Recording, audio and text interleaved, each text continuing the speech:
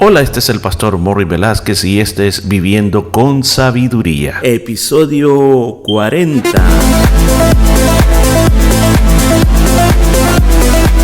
Y en el programa de este día estaremos aprendiendo cómo aplicar la sabiduría de Dios a nuestra vida a través del libro de Proverbios. Muchos consejos muy hermosos basados en la palabra de Dios. Todo esto y mucho más en Viviendo con Sabiduría. Y bendito sea mi Dios, mi Señor y mi Salvador, que me permite estar compartiendo esta palabra con usted. El día de ayer comenzamos una sección nueva en el capítulo de Proverbios que decíamos de que estas secciones son secciones que ya no son discursos largos como las secciones anteriores, sino que dijimos que aquí esta segunda parte del libro, que comienza del 10 hasta el 22, está lleno de muchos aforismos. Y dijimos que el aforismo consiste en una declaración breve que pretende expresar un principio de una manera concisa, que nosotros lo podamos entender y que aparentemente puede ser de apariencia cerrada, pero que sí tiene un significado especial para nosotros. Como dijo otro escritor, dijo un aforismo es una novela escrita en una sola línea. Entonces, ¿por qué explicar todo eso? Porque si usted va a ver cada proverbio que vamos a decir, muchas veces parecería que uno está desligado de lo que se dijo anteriormente. Por ejemplo, el día de ayer estábamos hablando del contraste, ese contraste entre lo que produce un hijo sabio y lo que produce un hijo necio. Ahora vamos al versículo 2. Los tesoros de maldad no serán de provecho, mas la justicia libra de muerte. Mire qué es lo que nos está diciendo. De muy poco aprovecha el dinero mal ganado. El dinero que no se ha ganado correctamente. El dinero que es producto del engaño, producto de la farsa, producto de la estafa, es un dinero que está maldecido. Hay muchas personas que me han hecho la pregunta si es malo jugar a la lotería. ¿Qué es lo que dice la Biblia al respecto? Pues mire, yo lo que le puedo decir, a veces hay pasajes en la Biblia que sugieren de que no es correcto jugar a la lotería. Pero si nosotros pensamos de una manera más lógica y lo vemos desde este punto de vista, de que dice la palabra de Dios que la bendición de Jehová es la que enriquece. Entonces, si yo veo a Dios como mi proveedor, si yo veo a Dios como el que me puede dar más allá aún de lo que yo puedo imaginar, entonces, ¿por qué comenzar a tratar de buscar a través de la lotería una forma de bendecir mi vida? O sea, esta es una opinión que te doy. Entonces, como casos, como testimonios, si podemos llamar así, de personas que han sacado dinero en la lotería, así como entró, así se les fue. No les quedó nada y al final muchos han considerado que es como una maldición, que en vez de traerles alegría, les trajo separación, les trajo mucho dolor y les trajo mucha soledad. Entonces aquí el proverbista Salomón dice que el dinero fácil,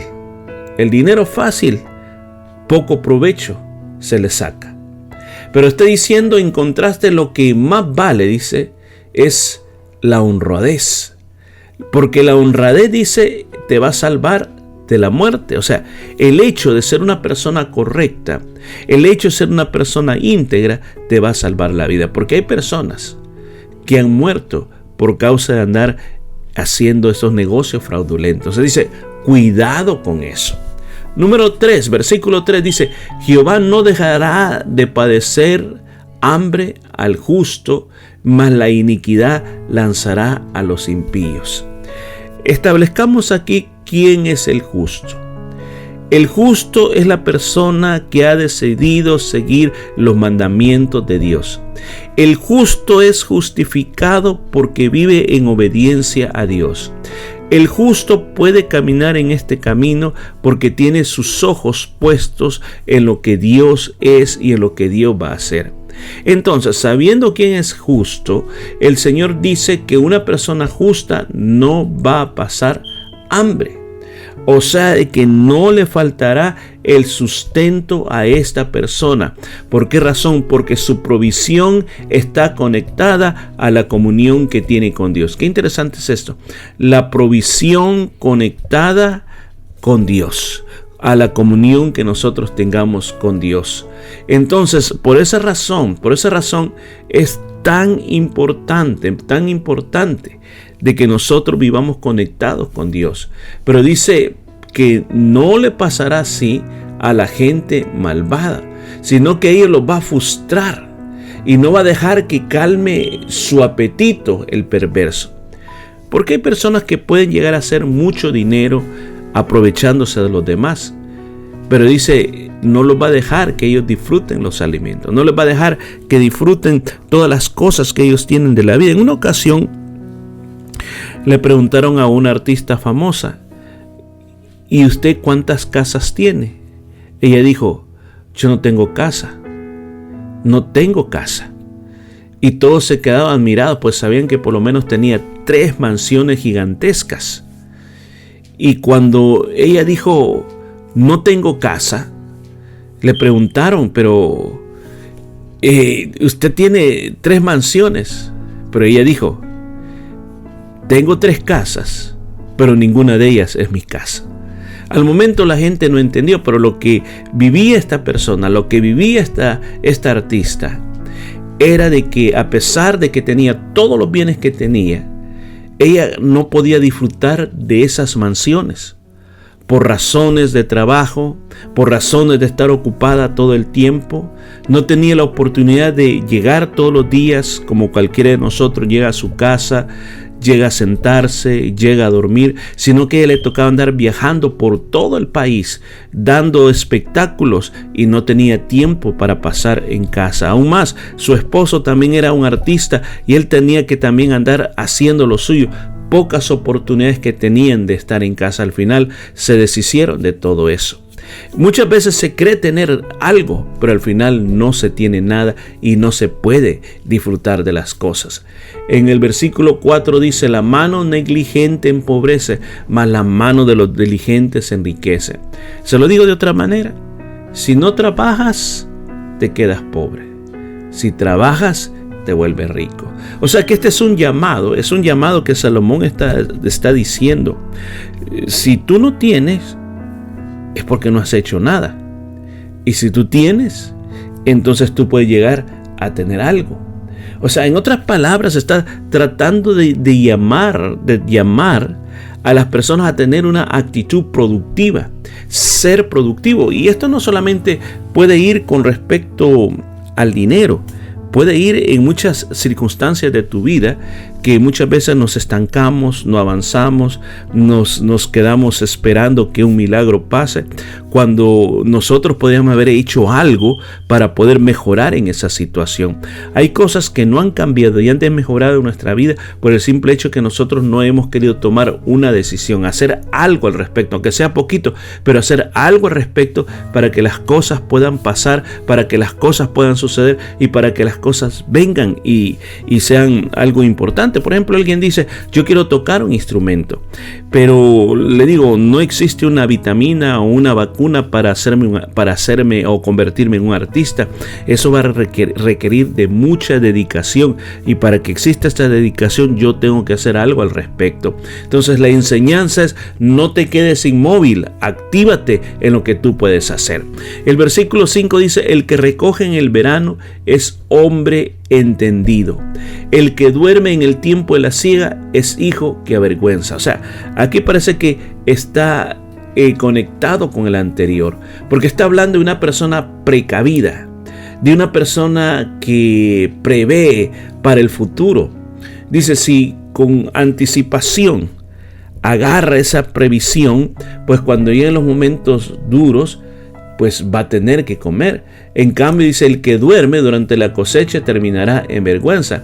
¿Recuerda usted aquella famosa fábula creo que era de Esopo, cuando habla de la cigarra y de la hormiga, que la cigarra se burlaba de la hormiga porque la hormiga todo el tiempo estaba trabajando mientras ella se la pasaba todo el tiempo cantando.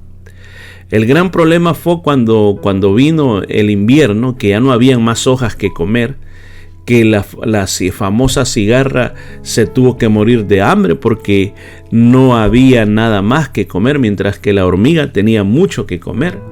Entonces nos está llamando a nosotros que dentro de esta vida de sabiduría que nosotros quisiéramos y deberíamos de vivir, sería pero tan importante que nosotros siempre pensáramos hacia el futuro en lo que nosotros estamos haciendo. O sea, ser previsores de las posibles cosas que puedan suceder. O sea, vivir la vida en avance. Vivir la vida pensando en las cosas que podían pasar y que no nos agarre de sorpresa. Esforzarnos en la vida. No quedarnos con los brazos cruzados, sino que hacer algo al respecto para que las cosas puedan pasar y que yo no me quede simplemente pues perdiendo aquellas puertas de oportunidades. Versículo 6 dice: hay bendiciones sobre la cabeza del justo. Ahora, pensemos por un poquito aquí. Bendiciones en términos bíblicos es el buen decir de Dios para nosotros. Ahora, ¿para quiénes están el buen decir de Dios? Para aquellas personas que son justos, o sea, para la persona que sigue el camino de Dios, para la persona que es obediente a Dios, para la persona que quiere agradar a Dios. Pero por el contrario, al malvado, dice, la violencia lo domina.